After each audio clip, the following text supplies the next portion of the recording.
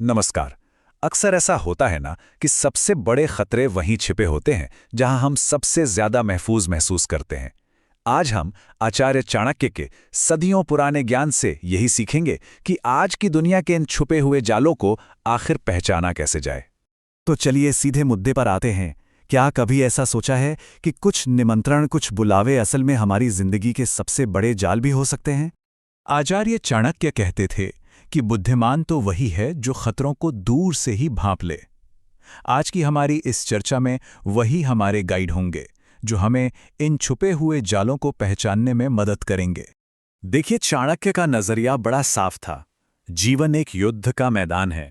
हमारा हर फैसला, हर एक कदम हमें या तो जीत की ओर ले जाता है या फिर हार की ओर। उनकी बातें सिर्फ सलाह नहीं है, बल्कि ये जिंदगी की चुनौतियों से निपटने की एक पूरी स्ट्रैटेजी है। तो चलिए अब इसमें और गहराई से उतरते हैं। चाणक्य ने ऐसी 7 घातक जगहों के बारे में बताया है जहां जाना, समझिए, खुद अपने पैरों पर कुल्हाड़ी मारने जैसा है। आइए एक एक करके इन्हें समझते हैं। पहला वर्जित स्थान है ईर्ष्या करने वाले व्यक्ति का घर। ये कोई मामूली निमंत्रण नहीं, बल्कि एक मनोवैज्ञानिक जाल है। जो इंसान आपसे जलता है वो आपकी सफलता को अपनी नाकामी के तौर पर देखता है। इसीलिए वो मीठी मीठी बातें करके बुलाता है ताकि आपके आत्मविश्वास को तोड़ सके और आपकी कमजोरियों का पता लगा सके। अब बात करते हैं दूसरी जगह की, जुए और शराब के अड्डे। ये एक ऐसे दलदल की तरह हैं जो शुरुआत में तो बहुत आकर्षक लगते हैं, लेकिन एक बार कोई इनमें फंस गया तो बाहर निकलना लगभग नामुमकिन हो जाता है। और यहां बात सिर्फ पैसे की नहीं है, दांव पर लगता है विवेक, समय, इज्जत, परिवार का भरोसा और सबसे बढ़कर मन की शांति। ये पूरी तरह से आत्मविनाश का रास्ता है। तीसरी घातक जगह कोई बिल्डिंग या कमरा नहीं है। ये एक भावनात्मक या सामाजिक दायरा हो सकता है। काम करने की जगह, दोस्तों का ग्रुप या परिवार भी, जहां बार बार अपमान होता हो। अपमान एक धीमे जहर की तरह काम करता है जो धीरे धीरे आत्मसम्मान को खत्म कर देता है। चाणक्य का तो साफ मानना था कि सम्मान खोकर जीने से बेहतर मर जाना है। जब कोई ऐसी जगह पर अपमान सहता है तो वो अनजाने में दुनिया को ये संदेश दे रहा होता है कि उसका अपमान करना ठीक है। चलिए अब चौथी स्थिति पर चलते हैं। 2 शक्तिशाली लोगों के बीच सत्ता का संघर्ष। चाणक्य के अनुसार 2 ताकतवर लोगों की लड़ाई में दखल देना सबसे बड़ी मूर्खता है।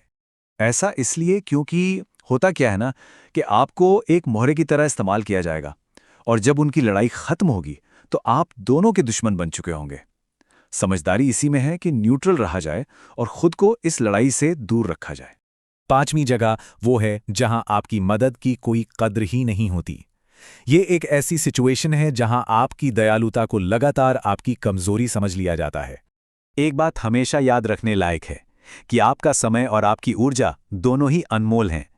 चाणक्य की सलाह है कि इन्हें उन लोगों के लिए बचाकर रखें जो न केवल आपकी मदद की बल्कि आपके होने की भी कद्र करते हैं।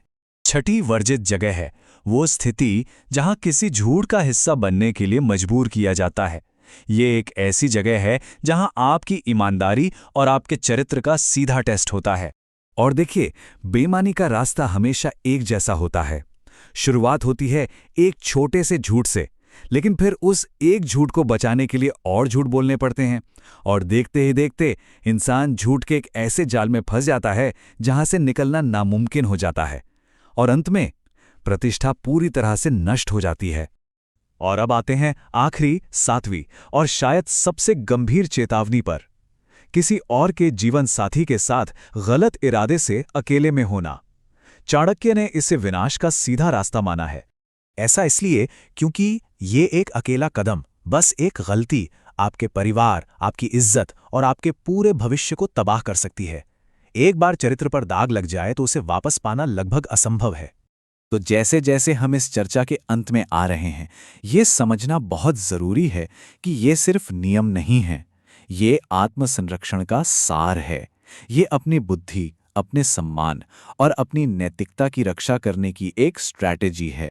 चलिए एक बार जल्दी से इन 7 जगहों को दोहरा लेते हैं। ईर्ष्यालु का घर, व्यसन के अड्डे, अपमान की जगह, सत्ता संघर्ष के बीच में जहां आपकी कद्र न हो, झूठ बोलने वाली स्थितियां और अनुचित एकांत। चाणक्य का ज्ञान हमें एक बहुत जरूरी चीज सिखाता है, मूल्यवान और अनमोल के बीच का फर्क।